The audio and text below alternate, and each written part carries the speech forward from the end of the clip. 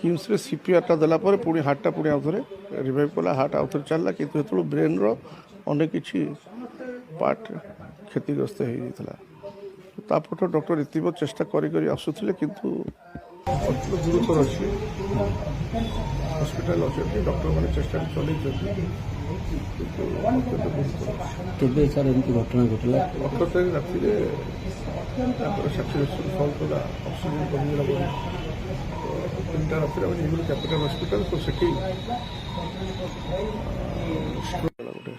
stroke आसला आम KIMS hospital नहीं कि गलु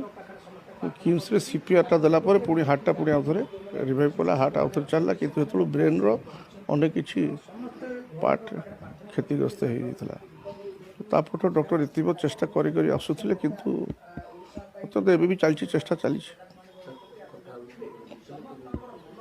सागर